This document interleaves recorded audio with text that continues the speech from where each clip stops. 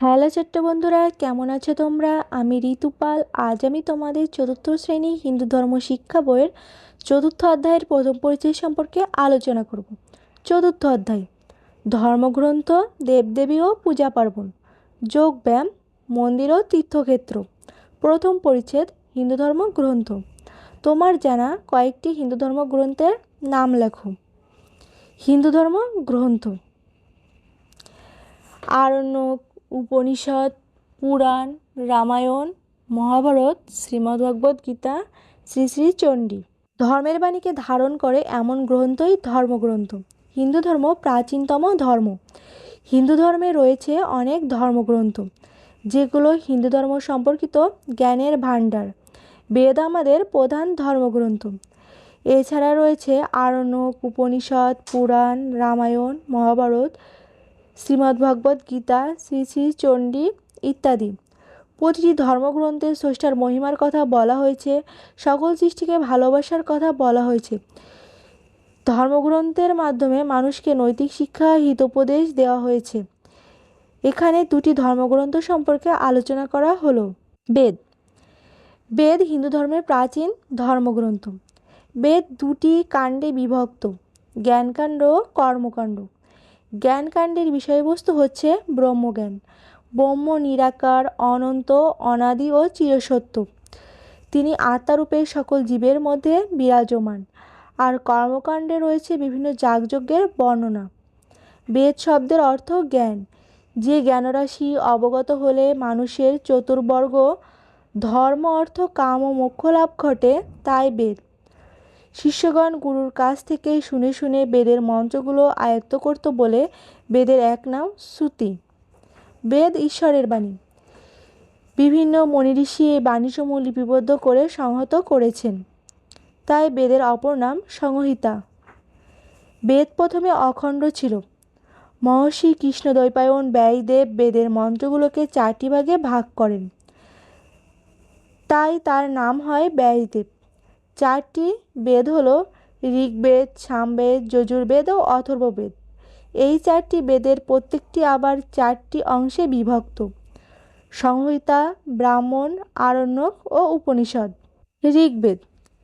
ঋগ্বেদে দেবতাদের স্তুতি ও প্রার্থনামূলক মন্ত্র রয়েছে। এগুলো গদ্যে রচিত। এই বেদে 10,552টি মন্ত্র রয়েছে। ঋগ্বেদে অগ্নি, ইন্দ্র, বিষ্ণু, উষা, রাত্রি প্রভৃতি দেবদেবীর স্তবস্তুতি করা হয়েছে। ঋগ্বেদের প্রথম মন্ত্রটি হল অগ্নিমিলে পুরোহিতং যজ্ঞস্য দেবমৃতজ হোতারং রত্নধাতম। ঋগ্বেদ। সরল অর্থ: অগ্নিযজ্ঞের পুরোহিত এবং দীপ্তমান। অগ্নি দেবগণের আহ্বানকারী, ঋত্বিক ও প্রভূত রত্নধারী আমি অগ্নির স্তুতি করি। দেখো, এই ছবিতে আমরা ঋগ্বেদের ছবি দেখতে পাচ্ছি, একটা বই। সামবেদ। সাম মানে গান। যে মন্ত্র গান গাওয়া যায় তাকেই সাম বলে। যজ্ঞ করার সময় দেবতাদের উদ্দেশ্যে মন্ত্রগুলো সুর দিয়ে গাওয়া হয়। সাম মন্ত্রে গ্রন্থিত বেদ হচ্ছে সামবেদ। সামবেদে সর্বমোট 1,801টি মন্ত্র রয়েছে। সামবেদ পদ্যে রচিত। যজুর্বেদ। যে মন্ত্রগুলো যজ্ঞের সময় উচ্চারণ করা হয় সেগুলো যজুর্বেদ। যজুর্বেদের 2টি শাখা: শুক্ল যজুর্বেদ ও কৃষ্ণ যজুর্বেদ। যজুর্বেদে গদ্য ও পদ্য উভয় শ্রেণীর মন্ত্র রয়েছে। অথর্ববেদ। অথর্ববেদে চিকিৎসা বা ভেষজবিদ্যা, বাস্তুবিদ্যা, গৃহনির্মাণ, দৈনন্দিন আচার অনুষ্ঠান, মাঙ্গলিক ক্রিয়াকাণ্ড ইত্যাদি সহ জীবনের নানা বিষয় সম্পর্কে আলোচনা রয়েছে। এ বেদে প্রায় 6,000 মন্ত্র রয়েছে। অধিকাংশ মন্ত্রই পদ্যে রচিত। উপনিষদ। দেখো, আমরা উপনিষদ বইয়ের একটা ছবি দেখতে পাচ্ছি। উপনিষদ বেদের জ্ঞানকাণ্ড হিসাবে পরিচিত। বেদের শেষে বা অন্তিমে অবস্থিত বলে এর অপর নাম বেদান্ত। যে বিদ্যা নিশ্চয়তার সঙ্গে গুরুর নিকট বসে একনিষ্ঠভাবে অর্জন করা হয় তাই উপনিষদ। উপনিষদের আলোচ্য বিষয় হল ব্রহ্ম। ব্রহ্ম সত্য, জগৎ মিথ্যা। জীব ও ব্রহ্ম এক, এটাই উপনিষদের মূল কথা। উপনিষদে উল্লেখ আছে এই বিশ্বব্রহ্মাণ্ডের মূলে আছেন ব্রহ্ম, তিনি সত্য ও চৈতন্যময়। এছাড়া আর যা কিছু রয়েছে সবই অসত্য ও জড়। সুতরাং ব্রহ্মকে লাভ করাই হচ্ছে জীবের একমাত্র লক্ষ্য। ব্রহ্ম নিরাকার, তিনি আত্মারূপে জীবের মধ্যে অবস্থান করেন। সুতরাং জীব ব্রহ্ম ছাড়া কিছুই নয়। ব্রহ্মই হলো উপনিষদের বিষয়বস্তু। উপনিষদ সংখ্যায় অনেক, তবে 12টি উপনিষদ প্রধান বলে স্বীকৃত।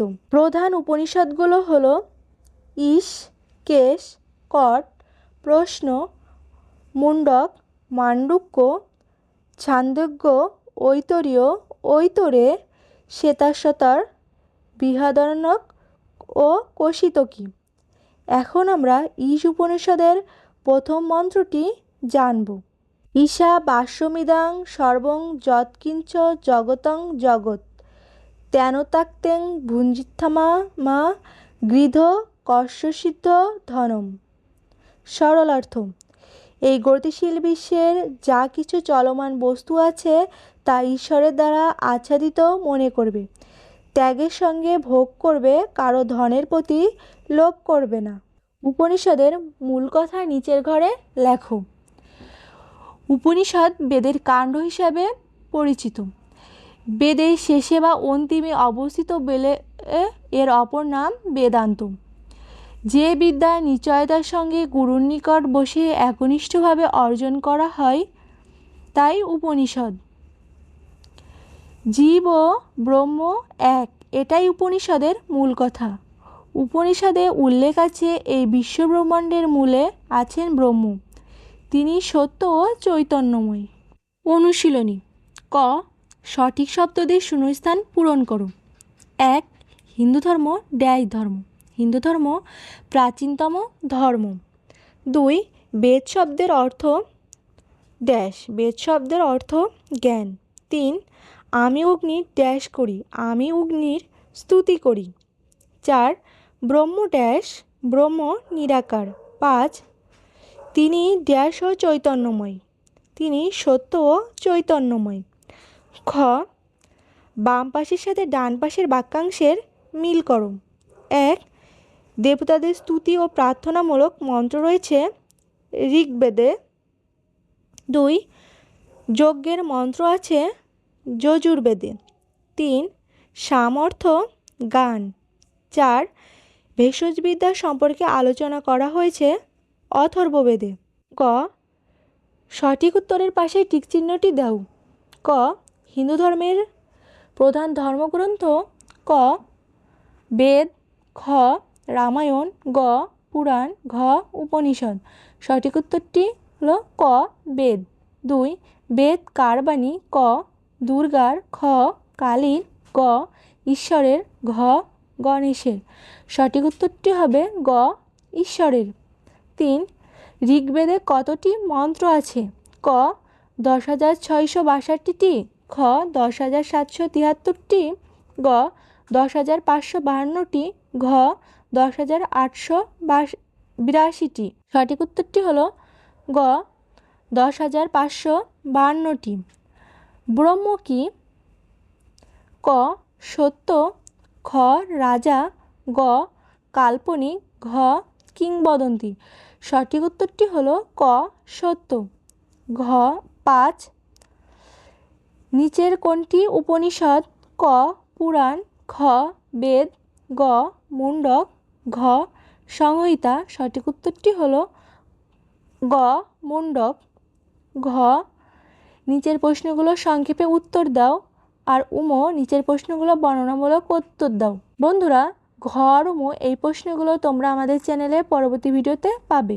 আজকে আমাদের ভিডিওটি এই পর্যন্তই। ভিডিওটি ভালো লাগলে চ্যানেলটি সাবস্ক্রাইব করতে পারো।